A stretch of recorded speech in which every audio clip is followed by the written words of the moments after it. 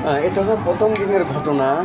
প্রথম যখন জিন যখন প্রত্যেক মানুষটাকে যখন এরকম আছাড় মারতে শুরু করে, মেশিন পাথর ভাঙা শুরু করে, তখন মানুষ খুবই মানে হতাশ হয়ে যায়। কি আজব একটা মানে হচ্ছে, মানে হতাশ হয়ে যায় সবাই। তো যাই হোক, মানুষ কিন্তু দলে দলে বাইর হচ্ছে, দেখছেন এটা প্রথম দিনের ঘটনা। তো এখন গাড়িতে করে যেসব রুগীদেরকে বাইরে হবে, রুগীদেরকে নিয়ে যাবে গাড়িতে করে, ঠিক আছে।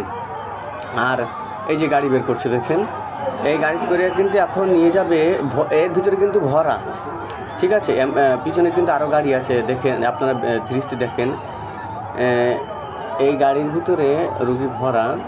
কারণ জিন যে এত ক্ষতি করছে ওই ফ্যাক্টরিটাকে, আসলে চালানকৃত, তো এই জন্য তাদের হুকুম অনুযায়ী না করলে আবার ওই জিনগুলোকে আবার পিটায়, যে তান্ত্রিক চালান করে সেই হুকুম অনুযায়ী তারা কাজ করে, ঠিক আছে। তো দেখছেন আসলে ওই যে দেখেন রুগী কিন্তু বেহুশ হয়ে আছে, ওই যে আরও আছে পিছনে, মানে রুগীর অভাব নাই এমন একটা সিচুয়েশন। এটা হলো প্রথম দিনের ঘটনা।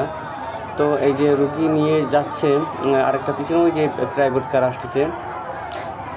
একটা গার্মেন্টসে বহু মানুষ চাকরি করে, আপনারা জানেন, শ্রমিক, এর ভিতরেও রুগী। আসলে এটা ব্ল্যাক কালার গ্লাস, তো এই জন্য বোঝা যাচ্ছে না।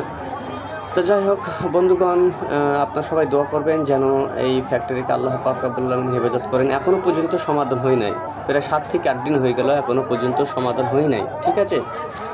তো লাস্ট পর্যন্ত দেখি আল্লাহ সুবহানাহু ওয়া তাআলা কার মাধ্যমে এটা ঠিক হয়।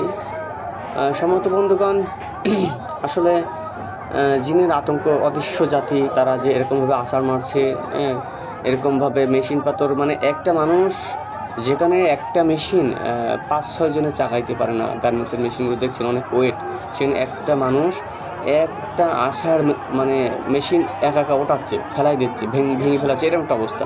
তো যাই হোক, এটাই হলো আপডেট। সম্মত বন্ধুগণ, মানুষ অনেক হতাশার ভিতরে, সবাই দোয়া করবেন তাদের জন্য। আপনাদের একটা কমেন্ট দেখি না, আপনারা যে এত কৃপণ হয়ে গেছেন বুঝি না, এত কৃপণ হয়ে গেছেন। তো যাই হোক বন্ধুগণ, মানুষ খুবই, এই 7-8 দিন হয়ে গেল, এখনও পর্যন্ত কোনো সিদ্ধান্ত হয় না। সবাই দোয়া করবেন তাদের জন্য।